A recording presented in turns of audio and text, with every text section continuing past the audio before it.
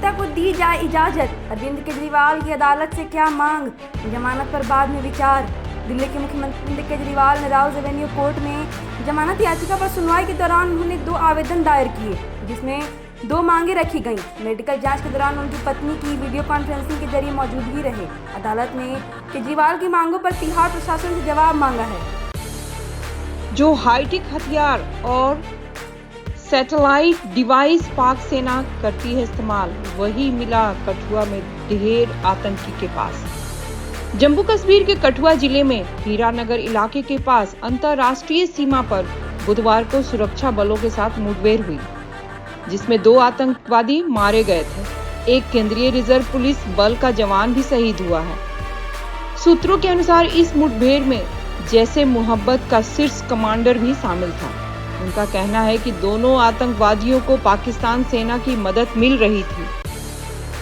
Cabinet में दबदबा, अब लोकसभा स्पीकर भी बनाएगी भाजपा, जेडीयू भी हो गई राजी। केंद्रीय कैबिनेट में इस बार भारतीय जनता पार्टी का दबदबा रहने वाला है। जनता दल में लोकसभा अध्यक्ष पद के लिए भाजपा उम्मीदवार को सपोर्ट करने की बात कही है। जेडीयू और टीडीपी एनडीए के हिस्सा हैं और स्पीकर के लिए भाजपा के नामित उम्मीदवार का समर्थन करेंगे। एकनाथ शिंदे के मंत्री अब्दुल सत्तार को बाहर करो, लोकसभा नतीजों पर नहीं थम रही आरोप प्रत्यारोप। लोकसभा चुनाव के नतीजों में भाजपा को महाराष्ट्र में करारा झटका लगा है। नतीजों के बाद भाजपा के एकनाथ शिंदे की शिवसेना और अजीत पवार वाली एनसीपी के साथ रिश्तों में थोड़ा तनाव हो गया। मंत्री अब्दुल सत्तार को लेकर भी अभी सवाल उठाए जा रहे हैं, जिस पर मांग की जा रही है कि उन्हें निष्कासित किया जाए, क्योंकि उन्होंने लोकसभा चुनाव में कांग्रेस उम्मीदवार का समर्थन किया था। केंद्रीय मंत्री पद की शपथ लेने से पहले 21 बार लिखा ओम श्री राम।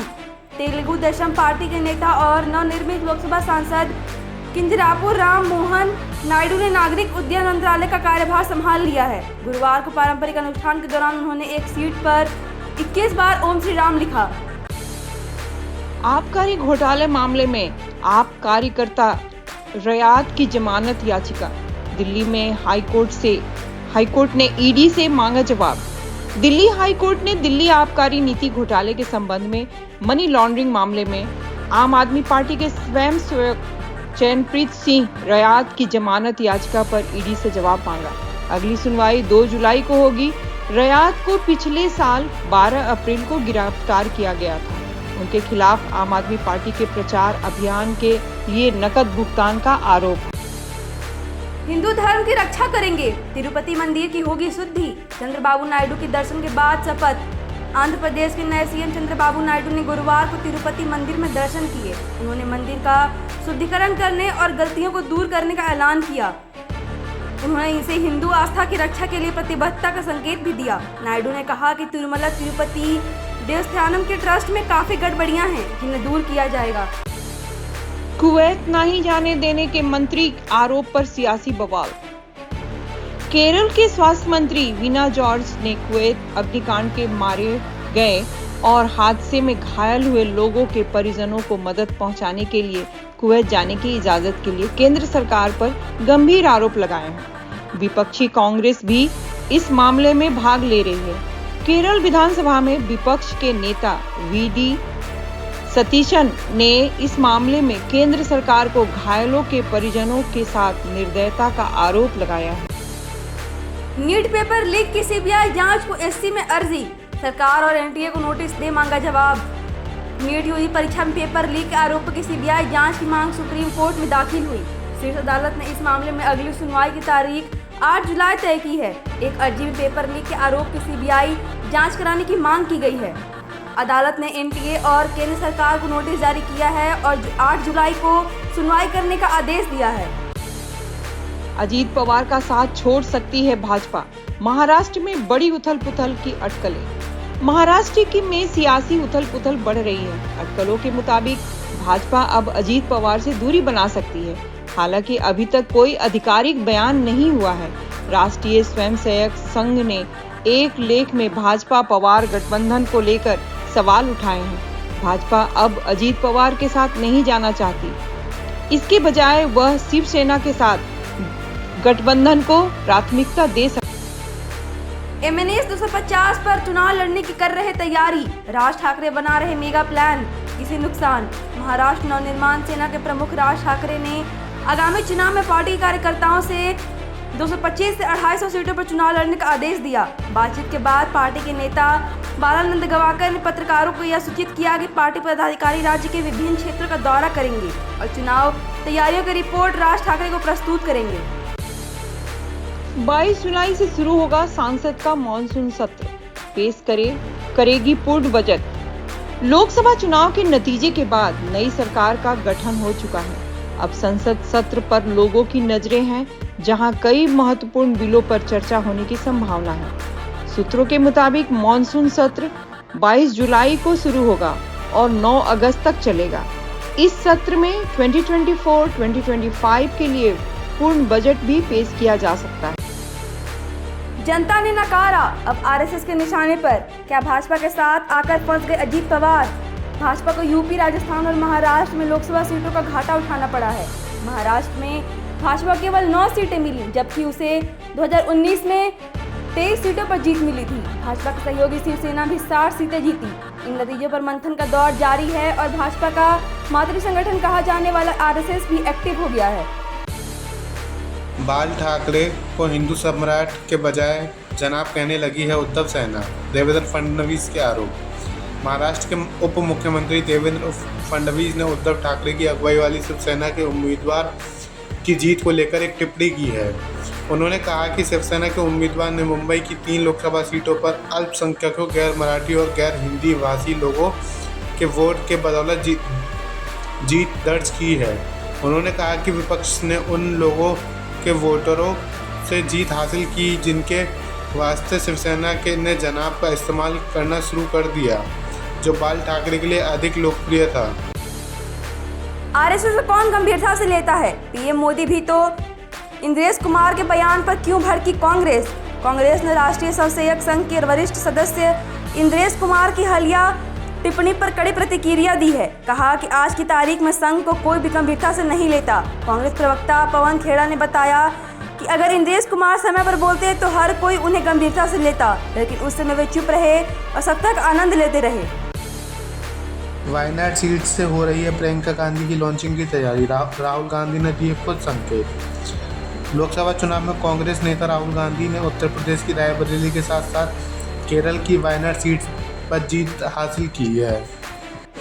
उन्हें एक सीट पर इस्तीफा देना होगा, इसको लेकर अटकलें लगाई जा रही हैं।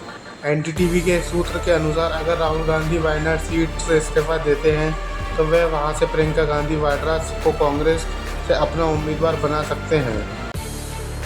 पति बना मुख्यमंत्री, पत्नी ने अगले ही दिन क्यों छोड़ दी विधायकी? इस राज में हलचल। सिक्किम के मुख्यमंत्री प्रेम सिंह तमांग की पत्नी निर्मला कुमारी राय ने शपथ लेने के एक दिन बाद ही गुरुवार को विधायक पद से इस्तीफा दे दिया। उन्होंने सिक्किम डेमोक्रेटिक फ्रंट के उम्मीदवार विमल राय को हराकर नामची सिंघिथांग सीट से विजयी हुई थी। विधानसभा ने पुष्टि की कि उनका इस्तीफा स्वीकार कर लिया गया है। पेपर की लीक का कोई सबूत नहीं, इन छात्रों की दोबारा होगी परीक्षा, खड़गे के आरोपों पर शिक्षा मंत्री की सफाई। नीट यूजी के पेपर लीक या धांधली के आरोपों को केंद्रीय मंत्री धर्मेंद्र प्रधान ने खारिज किया। उन्होंने कांग्रेस पर झूठ फैलाने का आरोप भी लगाया। कांग्रेस ने धांधली का आरोप लगाया और सीबीआई जांच की मांग की है। कांग्रेस ने यह मांग भी की है कि एनडीटीए के महानिदेशक को उनके पद से हटाया जाए। जिन्हें घमंड था उन्हें भगवान राम ने 241 पर रोका। आरएसएस नेता इंद्रेश बोले, राम सभी को न्याय देते हैं। आरएसएस के नेता इंद्रेश कुमार ने गुरुवार को लोकसभा चुनाव के नतीजों पर तीखी टिप्पणी की। उन्होंने भाजपा पर अहंकार और राम विरोधी होने का आरोप लगाया। उन्होंने कहा कि जो पार्टी राम की भक्ति करती है उनसे अहंकार के कारण सबसे बड़ी पार्टी बनने की शक्ति को खो दिया। यह बात उन्होंने नरेंद्र मोदी के नेतृत्व वाली भाजपा का स्पष्ट संदर्भ देते हुए कही। पत्नी और बेटी के साथ कोलकाता गए तेजस्वी यादव, ममता बनर्जी से करेंगे मुलाकात। बिहार की पूर्व डिप्टी सीएम तेजस्वी यादव कोलकाता दौरे पर हैं, जहां उन्होंने पश्चिम बंगाल की मुख्यमंत्री ममता बनर्जी से मुलाकात की। इस दौरान उनकी पत्नी राजश्री यादव और बेटी कल्याणी भी साथ हैं। पटना एयरपोर्ट पर गुरुवार देर रात कोलकाता के लिए रवाना होने से पहले उन्होंने बिहार में कानून व्यवस्था को लेकर नीतीश सरकार की आलोचना की थी। रुपौली उपचुनाव में जेडीयू के कलाधर मंडल को टिकट। बिहार के पूर्णिया जिले की रुपौली विधानसभा सीट के उपचुनाव के लिए जेडीयू ने कलाधर मंडल को उम्मीदवार घोषित किया है। मंडल ने पहले भी यहां से निर्दलीय चुनाव लड़ा था। जेडीयू ने बीमा भारती के खिलाफ चुनाव की तैयारी की है। अब महागठबंधन के उम्मीदवार भी जारी हो सकती है। रुपौली विधानसभा उपचुनाव दिलचस्प होगा मुकाबला, बीमा भारती समेत ये नाम चर्चा में। पूर्णिया जिले के रुपौली विधानसभा सीट पर उपचुनाव दिलचस्प होने वाला है। विधायक बीमा भारती के इस्तीफे के बाद कई लोग दावेदारी के लिए प्रयत्न कर रहे हैं, जिसमें पूर्व विधायक शंकर सिंह भी शामिल हैं। रुपौली सीट नीतीश कुमार और लालू तेजस्वी के लिए नाक का सवाल बन सकती है। नीतीश ने फिर दिल्ली में बुलाई जेडीयू राष्ट्रीय कार्यकारिणी की बैठक। 29 जून की मीटिंग में क्या होगा?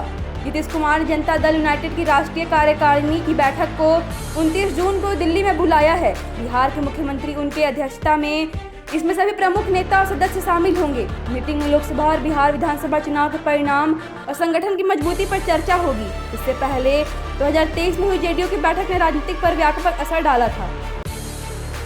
शिक्षा विभाग के अपर मुख्य सचिव के पाठक हटाए गए। इस विभाग की मिली जिम्मेदारी 1990 बैच के आईएएस अधिकारी और शिक्षा विभाग के अपर मुख्य सचिव के पाठक को स्थानांतरित करते हुए अगले आदेश तक राजस्व एवं भूमि सुधार विभाग के अपर मुख्य सचिव पटना के पद पर पदस्थापित किया गया है। के पाठक अगले आदेश तक महानिदेशक बीपार्ट पटना के अतिरिक्त प्रभार में पूर्ववत बने रहेंगे। क्या वर्टिगो सर्वाइकल से आ रहे हैं चक्कर? रीढ़ की हड्डी के लिए है खतरनाक। देश की 80% आबादी कभी न कभी रीढ़ की परेशानी झेलती है। खासकर लॉन्ग वर्किंग और सिटिंग जॉब से आप न सिर्फ फिजिकली बल्कि मेंटली भी अफेक्टेड रहते हैं। हेल्थ एक्सपर्ट्स भी ये कहते हैं कि लगातार बैठना स्मोकिंग से भी ज़्यादा खतरनाक है। सिर्फ 30 मिनट बैठने से मेटाबॉलिज्म 90% तक स्लो हो जाता है। वहीं 2 घंटे लगातार बैठकर काम करने से शरीर में गुड कोलेस्ट्रॉल भी 20% तक घट जाता है।